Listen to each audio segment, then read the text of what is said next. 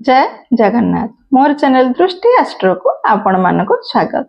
मु आज आपण मानको आपणकर बेसिक एजुकेशन 10th परे आपण केउ शिक्षा आपणक पई भल रहे आ जदि बाधा सृष्टि हुए को कारण रो बाधा सृष्टि हुए से विषय मु आज आपण मानको कहिबे।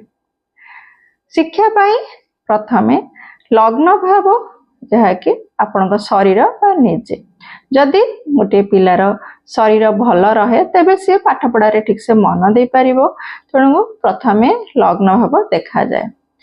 द्वितीय भाव जेते बळे आपण स्कूल जिबा पूर्वरु द्वितीय भावरु पिला घर जहा शिक्षी थाए ता द्वितीय भावरु देखा जाए।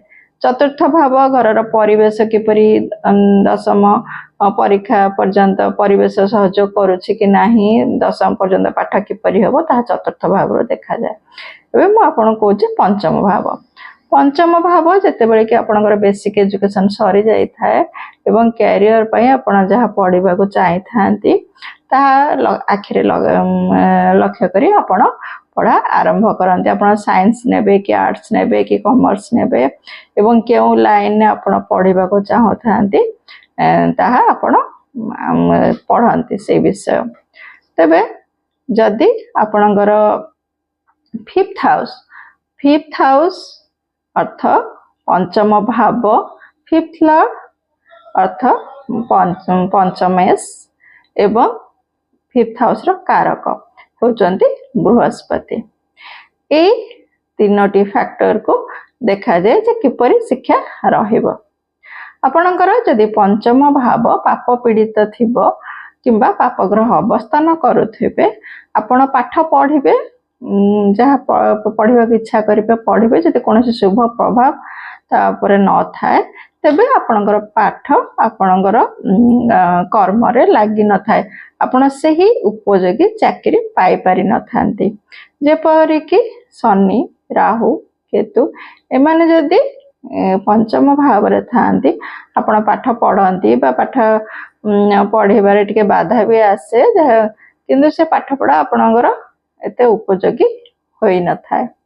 पंचम भाव रे जदि शुभ ग्रह बृहस्पति शुक्र बुध जदि माने पंचम भाव रे थांती तेबे शुभ फल प्राप्त होई थाए। तांका सहित जदि कोनोसी ग्रह का जुति होई थाए सेही अनुसार मध्य आपण पाठ सेही फील्ड रे पढ़ी थांती। मु केवल प्रेडिक्शन केवल गोटे गोटे ग्रह ऊपर कहूची।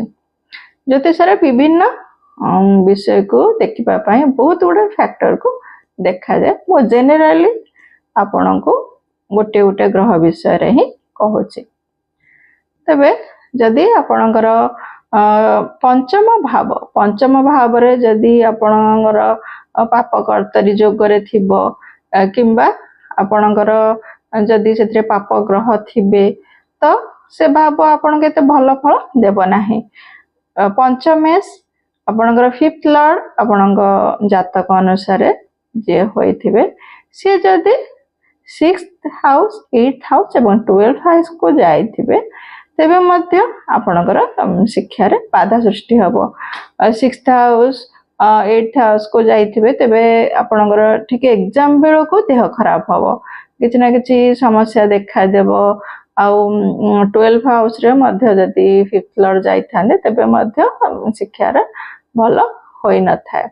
सेही भली भाव रे 5th हाउस रो कारक ग्रह होचंती बृहस्पति। बृहस्पति जदि सेही भली भाव रे 6th house 8th house किबा 12th house को जाई थांती तेबे मध्य शिक्षा रे बाधा सृष्टि होई थाए बा शिक्षा ठीक भाव रे होई न थाए।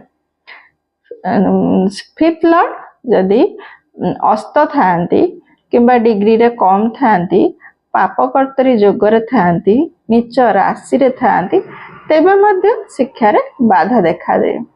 सेही भली भाव रे कारक ग्रह जदि बृहस्पति भी अस्त होई थांती किंबा नीच राशि रे थांती किंबा पाप कर्तरी जोग रे थांती तेबे मध्य शिक्षा बाधा प्राप्त होई थाए। जदि लग्नेश पंचमेश भल स्थिति रे थांती तेबे शिक्षा बहुत भल होई थाए। पंचमेश जदि शो गृह रे थांती उच्च राशि रे थांती केंद्र त्रिकोण रे थांती तेबे शिक्षा बहुत भल ହୋଇଥାଏ। ଯଦି 5th ହାଉସ୍ ରେ ବୃହସ୍ପତି, ଶନି, ରାହୁ ଥାନ୍ତି ଏବଂ କିମ୍ବା ତାଙ୍କ ଉପରେ ବୃହସ୍ପତିଙ୍କ ଦୃଷ୍ଟି ପଡୁଥାଏ, ତେବେ ସେ ପିଲାମାନେ ଆର୍ଟ୍ସ ପଢିବାକୁ ଇଚ୍ଛା ପ୍ରକାଶ କରିଥାନ୍ତି। ରବି, ମଙ୍ଗଳ, ଚନ୍ଦ୍ର, ଶୁକ୍ର ଯଦି 5th ହାଉସ୍ ରେ ଥାନ୍ତି, ସେ ପିଲାମାନେ ସାଇନ୍ସ ପଢିବାକୁ ଇଚ୍ଛା କରିଥାନ୍ତି।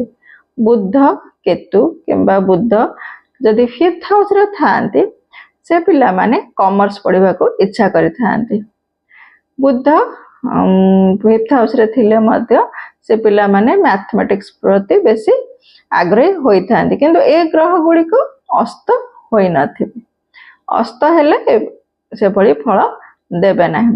ଆପଣ ଦେଖନ୍ତୁ ଯେ ଆପଣ କେଉଁ ଶିକ୍ଷା ଗ୍ରହଣ କରୁଛନ୍ତି ଏବଂ ଆପଣଙ୍କର କାହିଁକି ଶିକ୍ଷାରେ ବାଧା ସୃଷ୍ଟି ହେଉଛି କିମ୍ବା ଆପଣ ପରିଶ୍ରମର ଫଳ ଆପଣଙ୍କୁ ମିଳୁନାହିଁ, ତ ଆପଣଙ୍କ ଜାତକ ଉପଯୁକ୍ତ ଜ୍ୟୋତିର୍ବିଦଙ୍କ ପାଖରେ ଦେଖାଇ ଆପଣ ତାର ପ୍ରତିକାର କରିନିଅନ୍ତୁ। କେଉଁ ଦଶା ଚାଲିଛି, କେଉଁ ଗ୍ରହ ଭଲ ସ୍ଥିତିରେ ନାହାନ୍ତି, ତାର ପ୍ରତିକାର କରାନ୍ତୁ। ଭାବ, ଭାବେଶ ଏବଂ କାରକ ଆମେ ଯଦି 100% ନେଉ, ତାହେଲେ ଭାବ 33% ପାଖାପାଖି, ସବୁ 33% ପାଖାପାଖି। ତେଣୁ ଯଦି ଆପଣଙ୍କର ଜାତକରେ ଭାବ 5th ହାଉସ୍ ଭଲ ଥିବ, ତେବେ ଆପଣ 33% ଆପଣ ଶୁଭ ଫଳ ପାଇବେ। ଯଦି ଆପଣଙ୍କର ଭାବ, ଭାବେଶ ଦୁଇଟି ଯାକ ଭଲ ଥିବ, ତେବେ ଆପଣ 66% ପର୍ଯ୍ୟନ୍ତ ଆପଣ ଶୁଭ ଫଳ ପ୍ରାପ୍ତ କରିବେ। ଯଦି ଆପଣଙ୍କର ଭାବ, ଭାବେଶ ଏବଂ କାରକ ଭଲ ସ୍ଥିତିରେ ଥିବେ, ତେବେ ଆପଣ 100% ଶୁଭ ଫଳ ପ୍ରାପ୍ତ କରିବେ। ତେଣୁ ଆପଣ ନିଜର ଜାତକ ଦେଖାଇ ଯଦି କୌଣସି ଅସୁବିଧାର ସମ୍ମୁଖୀନ ହେଉଛନ୍ତି, ତେବେ ତାର ପ୍ରତିକାର କରିନିଅନ୍ତୁ। ଯଦି ମୋ ଭିଡ଼ିଓ ଆପଣଙ୍କୁ ଭଲ ଲାଗୁଥାଏ, ତେବେ ଲାଇକ୍, ସେୟାର ଏବଂ ସବସ୍କ୍ରାଇବ୍ କରନ୍ତୁ। ଆପଣ ଚାହୁଁଥିବା ପ୍ରତ୍ୟେକ ବିଷୟକୁ ମୁଁ କଭର କରିବାକୁ ଚେଷ୍ଟା କରୁଛି। ବିଦାୟ ନେଉଛି। ଜୟ ଜଗନ୍ନାଥ। ନମସ୍କାର।